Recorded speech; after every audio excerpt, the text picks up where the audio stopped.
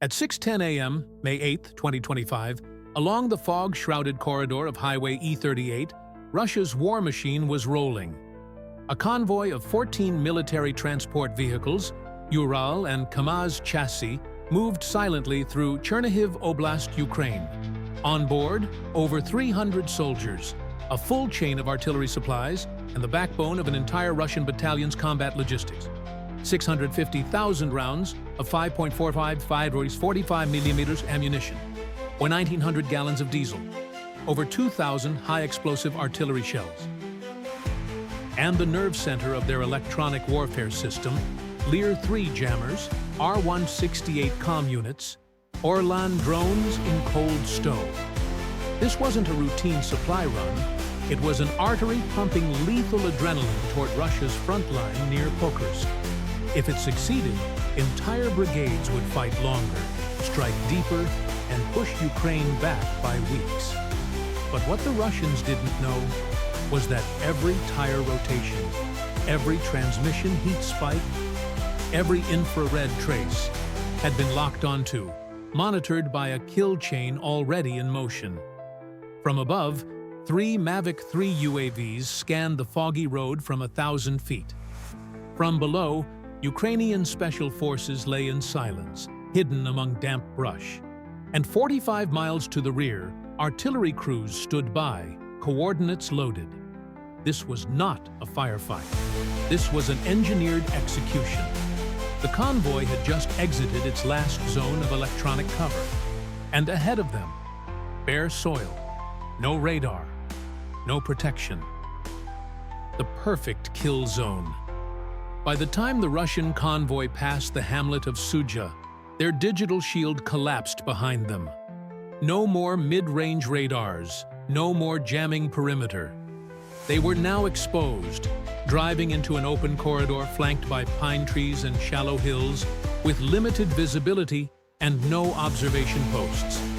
To them, it felt like another uneventful transfer. To Ukraine's defense network, it was a bullseye. Along the western forest edge, just 0.9 miles from the highway, 3-man fire teams from Ukraine's 225th Charlie Brigade had been lying motionless since 3 a.m. Low, damp terrain, ideal for concealment. They were armed with RPG-27 launchers, equipped with tandem charge warheads, RGO grenades for area denial, and laser target designators feeding data to both overhead UAVs and rear-line artillery. Their formation was classic L-shape, designed to collapse both the front and rear of any target caught in the ambush. No movement, no chatter. Each team had one job: hold until the drones locked on. At 6:13 a.m., inside a field command shelter 18 miles away, UAV operators from Ukraine's 413th Raid Battalion picked up an anomaly. One of the Mavic 3 drones detected sudden interference, jamming across the 2.4 GHz band. A Lear-3 electronic warfare system had activated from a Kamaz truck in the convoy. Left unchecked, it could cut the UAV's control feed. But this wasn't 2022. Ukraine's drone system instantly switched to counter-jamming protocols. Frequency hopping spread spectrum, inertial navigation fallback, L-band channel switching, GPS spoofing detection algorithms. The drones stayed on course. The kill chain remained intact. At 6:15 a.m., the infrared feed confirmed 6 armored trucks had entered the engagement zone. Thermal contrast was perfect. Engine blocks glowing white-hot against the early morning chill. The order was transmitted. All units, engage on drone strike. Target sequence locked. Then came silence. Not hesitation. Calculation. 10 seconds later, the battlefield erupted. 06:18:07 a.m., the first FPV kamikaze drone dove. Launched from a forward UAV team of the 413th EVAM 13th Raid Battalion, it locked onto the lead Ural truck from half a mile away. Descending at a 37-degree angle, it pierced through fog, cut through early wind, and locked onto a vulnerability: the left hood seam near the air vent. The onboard-shaped charge, 6PB warhead ignited on impact. A molten plasma jet burned at 4,500 degrees, tore through the engine block, and annihilated the crankshaft. The truck rolled sideways, engine ablaze, completely immobilized. So 6 to 18:21 a.m. The second drone came in low. Its target, the fourth vehicle, a Kamaz fuel tanker carrying 1,700 gallons of diesel. Approaching from a 300-degree rear angle, it struck just 8 inches off center. The detonation triggered a massive secondary explosion, engulfing the entire vehicle in a 40-foot fireball. Nearby windshields shattered. Flames licked the sky. Russian troops began leaping off the sides of their trucks, some clutching rifles, others screaming for cover. Sector 6, 18:35 a.m. That's when the ground teams opened fire. From the tree line, a Special Forces unit launched an RPG-27 directly into the third truck, packed with infantry. The tandem warhead punched through the armor, exploded in the cabin. Shrapnel and shock waves flung bodies like rag dolls across the wet roadside. Seconds later, RGO grenades exploded across possible escape paths. No retreat, no regrouping. 18:52 a.m. A third drone streaked toward the command truck, the one equipped with a miniature broadcast mast and high-gain antenna. It struck directly at the passenger side door, where the commander typically sat. The vehicle burst into flame. The antenna snapped. Comms went dark. 06:19:08 a.m. The final two drones were released simultaneously. One hit a weapons truck, its shaped charge detonating inside the cargo bay, causing a ripple of sympathetic explosions from stored ammunition crates. The second drone sliced into the rear axle of the logistics truck from below, destroying the drive shaft. The truck skidded, jackknifed, and went dead in the road. In less than 2 minutes, the entire Russian convoy was halted. Broken. Burning. Above, the Mavic 3 drones watched everything. Live feeds showed vehicle wrecks glowing hot. 5 out of 6 armored units were confirmed destroyed. The 6th, abandoned, its crew fleeing into the tree line. No radio contact, no counterfire, no survivors in formation. Only fragments, smoke, and silence. The kill zone had closed. 06:19 a.m. The convoy was in ruins, but the mission wasn't over. Russian troops, some bloodied, some dazed, began scrambling from the smoldering trucks. Some dropped weapons, others crawled toward the brush, desperate for cover. They didn't know what waited for them there. Ukraine's 225th Charlie Brigade had anticipated this. Each Forest Edge fire team was armed not just for the ambush, but for containment. As the enemy scattered, the kill zone tightened. 2 teams moved laterally, flanking from the west and south. Their goal, seal escape routes, force remaining Russian troops into pre-targeted zones. RGO grenades rained down onto pathways. One Russian soldier leapt into a ditch, only to be hit mid-air by fragmentation.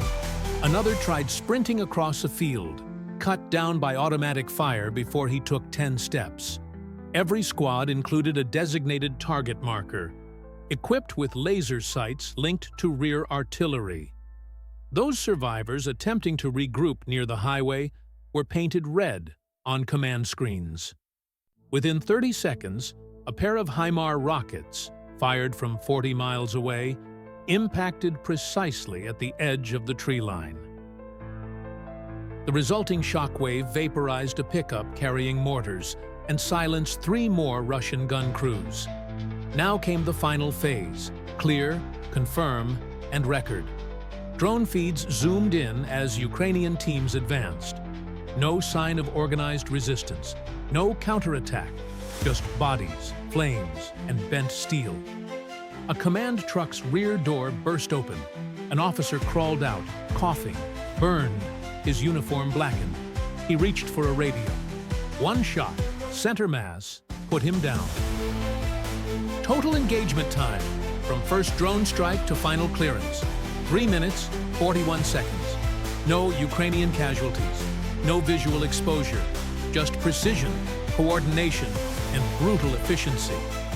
Highway E38 was no longer a supply corridor, it was a graveyard, and the cameras never stopped rolling. By 6:25 a.m., the black column of smoke rising from Highway E38 was visible from 12 miles away. Russian reinforcements in Oktyabrskoye, just 25 miles to the east, had no idea what had happened. Until radio silence stretched past 5 minutes, then 10, then 20. By 7:00 a.m., panic had set in. The convoy hadn't just been hit, it had vanished. Reconnaissance drones launched from Belgorod arrived at the scene at 7:12 a.m.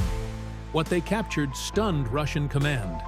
14 vehicles burned beyond recognition, 11 incinerated completely, 3 disabled, overturned, leaking fluids, frames twisted.